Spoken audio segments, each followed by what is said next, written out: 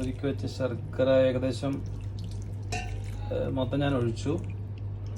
കുറച്ചുകൂടെ ബാക്കിയിരിക്കുന്നുണ്ട്. ഇനി ഇതിനകത്ത് കിടന്ന് ഇതങ്ങ് സെറ്റാവണം. കുറേ നേരം ഇതിങ്ങനെ ഇളക്കി ഇളക്കി റെഡിയാക്കണം. ചോറ് നമ്മൾ ഇടയ്ക്ക് കുറച്ചൊക്കെ ഇങ്ങനെ കട്ട പിടിച്ചിട്ടുണ്ട് ചെറുതായിട്ട്. അപ്പോൾ അതിങ്ങനെ ചെറുതായിട്ടൊന്ന് ഉടച്ചങ്ങ് വിടണം എങ്കിൽ നല്ലതാണ്. അപ്പോൾ അങ്ങനെയുള്ള ചെറിയൊരു പണി ചെയ്യുക. ഇനി ഇത് മൊത്തം ഇങ്ങനെ ഇതിനെ ഇളക്കി ഇളക്കി ഇളക്കി ഇതിൻ്റെ എന്താ പറയണേ, ഈ ശർക്കരപ്പാനി കുറുകി വരും. അങ്ങനെയാണ് ലാസ്റ്റ് ഇത് നെയ്പായസമായിട്ട് മാറും. അപ്പോൾ കാണിച്ചു തരാം കേട്ടോ. ഇതിങ്ങനെ ഇളക്കി ഇളക്കി നല്ലോണം പറ്റിക്കണേ. കുറുകി വരും. കുറുകി വരുമ്പോഴാണല്ലോ നെയ്പായസം ആവണത്. ഇതിലിപ്പോൾ ഫസ്റ്റ് ആദ്യത്തെ ഘട്ടം നെയ്യ് ചേർക്കേണ്ട സമയമായി. പല സമയമായിട്ട് നമ്മളിതിൽ നെയ്യ് ചേർക്കുക. ഇതിലിപ്പോൾ ആദ്യം ഒന്നാം ഘട്ടം നെയ്യ് ചേർക്കാൻ പോയി ഞാൻ.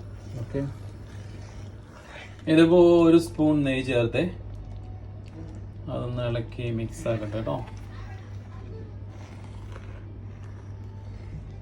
ഇത് ഏലക്ക പൊടിച്ചതേ. ഏലക്ക പൊടിച്ചത് ഇടുവാണേ. ആ കല്ല് കയ്യിൽ നിന്ന് പോലെ. ഏലക്ക പൊടിച്ചത് ഇട്ടു. ഇനി നന്നായിട്ടൊന്ന് മിക്സ് ആക്കാം. നേരത്തെ ഇങ്ങ് ഇട്ട് ഏലക്കപ്പൊടി എന്താണെന്നറിയാം, അതൊക്കെ ശരിക്കും അങ്ങോട്ട് പിടിക്കട്ടെ. ഏലക്കയുടെ സ്മെല്ലൊക്കെ ഒന്ന് അടിപൊളിയാവും. ഇത് ചുക്ക് പൊടിച്ചാണേ. ചുക്ക് പൊടിച്ചത് ചേർക്കുക.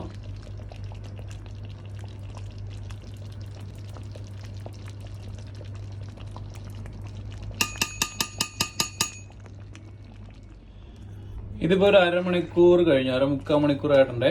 ഇത്രയും നേരം കൊണ്ട് ഇതിനകത്ത് ഇപ്പോൾ നെയ്യ് ചേർത്തു, പിന്നെ ഏലക്കാപ്പൊടി, പിന്നെ ചുക്കുപൊടി, ഇത്രയും സാധനങ്ങൾ ചേർത്തിട്ടുണ്ട്. എന്നിട്ട് നന്നായിട്ട് ഇതിങ്ങനെ വരട്ടി എടുക്കുകയാണ് ഇതിനെ.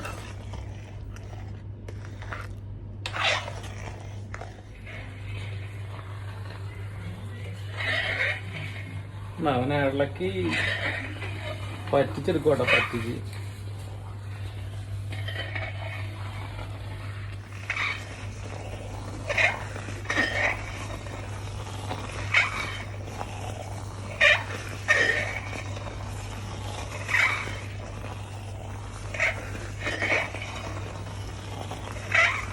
ഉണ്ടല്ലോ. 1 സ്പൂൺ പഞ്ചസാര ചേർക്കുന്നുണ്ട്.